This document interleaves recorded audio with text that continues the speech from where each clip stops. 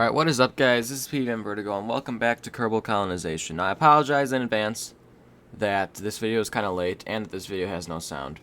The no sound problem has been recurring recently, so I'm just gonna scrap my recording software, which was NVIDIA Shadowplay. I'm just gonna use OBS from now on, because as much as I like Shadowplay, I think I'm only gonna use it for recording the last 10 minutes or so, but not for actually recording Kerbal and Spore and stuff, just because of the fact that it's not very reliable right now.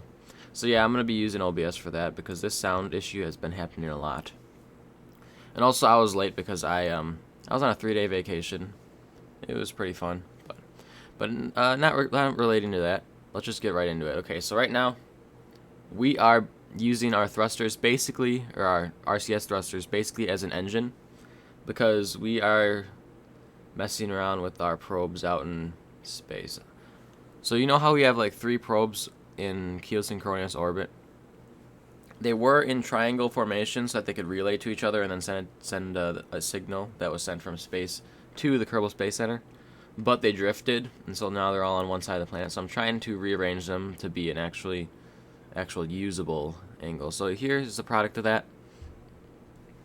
And I only changed out 2 orbits, so the third one's probably still going to drift and mess up, but I'll just do that later, or maybe the next episode, or maybe just off camera, just because of the fact that, I mean, it's not that interesting to watch, honestly, but it is infrastructure, so I thought that maybe some people would want to watch it, just because they want to see, oh, how is the geosynchronous orbit thing going, that remote tech thing that took you 2 episodes, how's that working? And you can see right here, it's working pretty well. But here we go. Launch the Explorer 3. Number 3, I think. And we're going to be heading to Gilly today. So here we go. We're launching. I really miss the sound of those engines. I can't believe the sound got corrupted again. And we are lifting off. Remember, this thing has 2 side boosters. And honestly, it should take us all the way up to like 30,000 meters or whatever. But that's not the point. Point is, we are going to be going to Gilly today, and we're just going to be trying to get some science. No colonization today. Just going to get some nice science that we can hopefully unlock the tech tree enough to actually get to the colonization stuff. Because the goal of this series, right, is to colonize every single planet, but that can't happen until we actually unlock the required technology for that. So we got to work on that. Hopefully this mission will get us a little bit of a shot into that kind of technology. I was thinking about building a space station this episode until I realized that if we were going to build a space station, which we might before we actually can have it be self-sustaining, we'd actually have to like send up supplies and stuff. I mean, that wouldn't be too difficult, but I really want a self-sufficient space station. That'd be nice. So I might wait on it. I don't know, it depends. It all depends on what I'm doing. But here we are, setting off our Eve transfer burn. Pretty amazing. We haven't actually gone to Eve yet. We're probably not going to be able to land on Eve. Actually, we might. I mean, we do have Hooligan Labs airships. That'll make it easier. You can just kind of float up to the top of the atmosphere and then launch. That might be our method of actually landing on Eve, if we ever go there. Remember, it depends if we actually go there. But here we are. We're messing around with our normal and anti-normal settings because we kind of missed the window a little bit. So when you miss a window, you sometimes have to add or subtract time to your actual transfer. And to do that, normal and anti-normal is the best way after you actually have an encounter or an intercept. But here we go. We're going in for the long burn. We're using our second stage. Remember, the Explorer series always has a large second stage and a large top stage, just so that it can be used to pioneer everything. And actually, our last trip with the Explorer 3 didn't go too well, but I hope this one will be better. Last time we actually had to rescue the spacecraft. And I just realized right now that I forgot to actually put on fuel lines on the carbonite things on the side, those big orange things. Yeah, that's a little bit of an issue, but we will fix that in the next episode. And our intercept was actually powered by our second stage fully, and we completely ran out of fuel in the process. I don't know, it's just, whenever we do planetary intercepts, we always run out of second stage fuel right at the end. It's perfectly designed. Or accidentally designed, I guess. There we are. We're coming up on a nice little side burn. We're going to be getting ourselves in a counterclockwise orbit around equatorial orbit. Just doing a nice little correction burn, and we do it. And I made a realization. We might have to decommission the Explorer 3 next episode and make a whole new spacecraft. Because I realized that I was just going to go up on an even aerobrake, but I decided that it's too risky just because of the fact that I have solar panels on the side and I have carbonite stuff on the side, and it's probably just going to burn up. And usually I would aerobrake in previous versions of KSP, but now if you aerobrake, you'll probably break a few things off your spacecraft because of like heating and issues like that.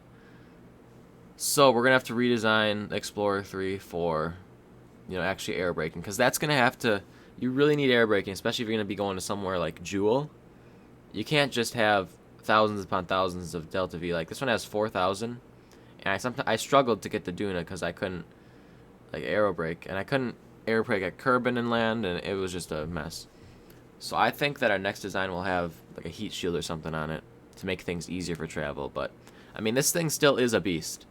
It's got, like, 3,000 to 4,000 meters per second of Delta V. You can get pretty much anywhere. The only issue I really find with it is the fact that it can't aerobrake, and also I have to transfer fuel from the carbonite stuff. And I don't even know if fuel lines actually work for carbonite. I'll have to check on that. But here we are. We're floating above Eve. And we're getting ourselves on a nice burn that'll hopefully slow us down enough to actually get to Gilly height. Because we're going to be lazy today, and we're not actually going to change our, and my MechJeb thing is going crazy because I changed resolutions. Although, by the way, this is widescreen in case you guys didn't notice.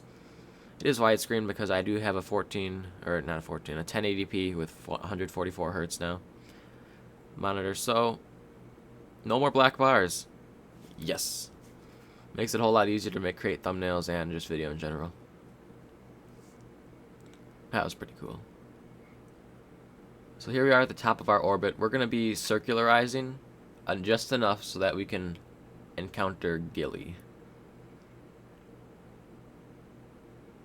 So here we are. We're on the long burn right now. Looks like we're going to have to actually transfer fuel. So that's going to be an issue. And there we go. We're out of fuel.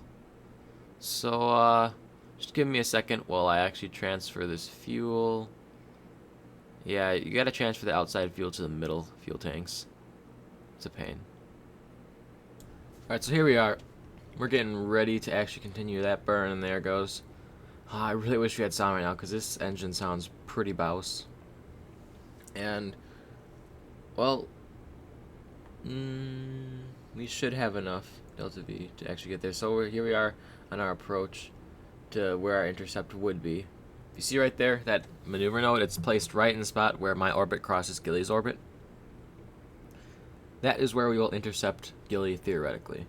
If we get phasing, or like the amount of time that it takes to go around orbit, like lined up, we will end up intercepting Gilly.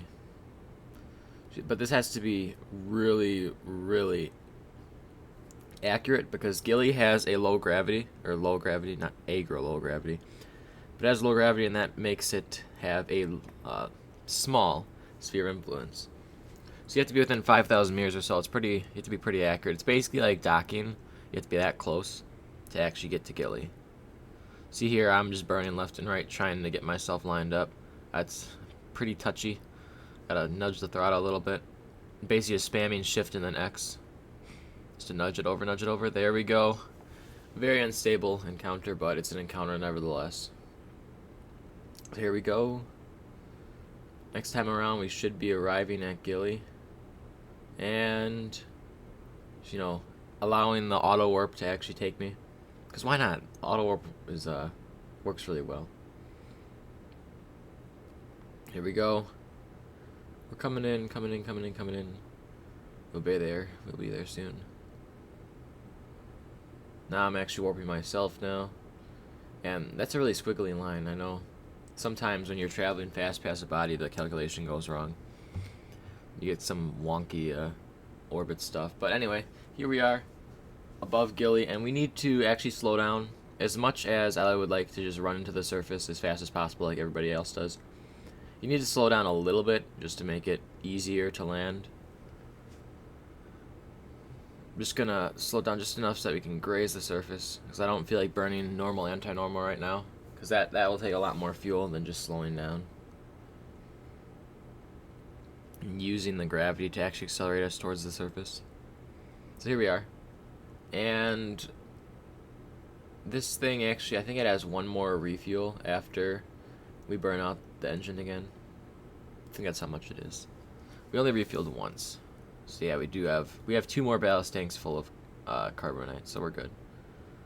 Also, I want to get those carbonite drills, because somehow in the tech tree there's a carbonite drill, and I do not know where exactly it is, but after you research it, we could just strap on a carbonite drill onto one of these, and it could just drill carbonite and refuel itself.